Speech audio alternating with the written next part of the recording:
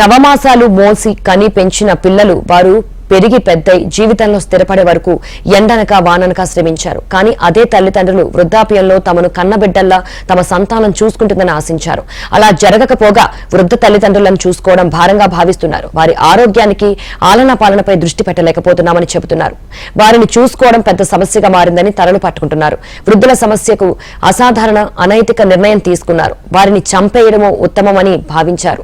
ఇది ఏదో ఒక ఫ్యామిలీకి చెందిన విషయం అనుకుంటే పప్పులో కాలేసినట్టే. ఇలాంటి దారుణ ఆలోచన ఓ దేశంలో చాలా మందికి కలిగాయి. ఇప్పుడు ఆ దేశంలో ఇలాంటి కేసులు భారీగా నమోదవుతున్నాయి. ఏ దేశంలో వృద్ధ తల్లిదండ్రులను చంపేస్తున్నారు?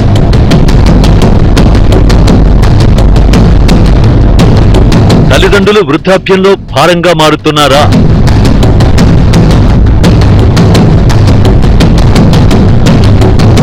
జపాన్లో వృద్ధుల మరణాలు హత్యలా, ఆత్మహత్యలా?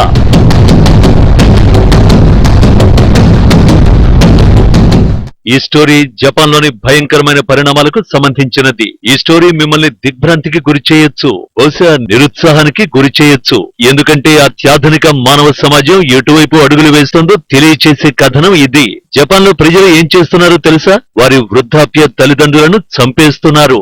వారి వృద్ధులను ఎందుకు చంపుతున్నారు అంటే వృద్ధ తల్లిదండ్రులను జాగ్రత్తగా చూసుకోవడం లేదట. సంరక్షకులను నియమించుకోవడం చాలా కష్టంగా మారిందట. దీంతో జపాన్ యువకులు విసిగిపోయారట. అందుకే వృద్ధాప్యంలో కొట్టుమిట్టాడుతున్న వారి తల్లిదండ్రుల్ని వారే స్వయంగా చంపేస్తున్నారు. జపాన్ లో ఇప్పుడు ఇలాంటి కేసులు వేగంగా పెరుగుతున్నాయి. ఇదేమీ అతిశయోక్తి ఎంతమాత్రం కాదు. జపాన్ లో ఆరోగ్య సంరక్షణ వ్యవస్థ అత్యంత ఖరీదైనదిగా మారిపోయింది. కరోనా మహమ్మారి తర్వాత ఆరోగ్య రంగం తీవ్రమైన ఒత్తిడికి గురవుతోంది. ముఖ్యంగా జపాన్ లో పరిస్థితి మరీ దారుణంగా ఉంది.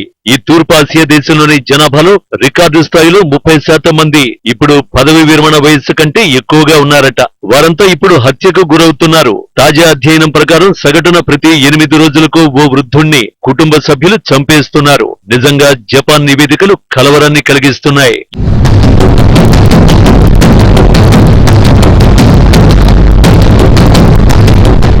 యువ కుటుంబ సభ్యులు తమ బంధువులను బలవంతంగా చంపేస్తున్నట్టు అధ్యయనాలు వెల్లడిస్తున్నాయి. వృద్ధాప్యంలో ఉన్న వారిని సంరక్షించుకోవడం లేదు. చాలా మంది వృద్ధులను చంపేస్తున్నారు. కొందరు వృద్ధులు మాత్రం తమ కుమారులు కూతుళ్ల చేతులు చచ్చిపోవడం కంటే ఆత్మహత్యకు మొగ్గు చూపుతున్నారు. వృద్ధ తల్లిదండ్రులను రక్షించాల్సిన కుమారులు కూతుళ్లు వారి ఆరోగ్యానికి సంరక్షణకు అయ్యే ఖర్చు భరించలేకపోతున్నారు.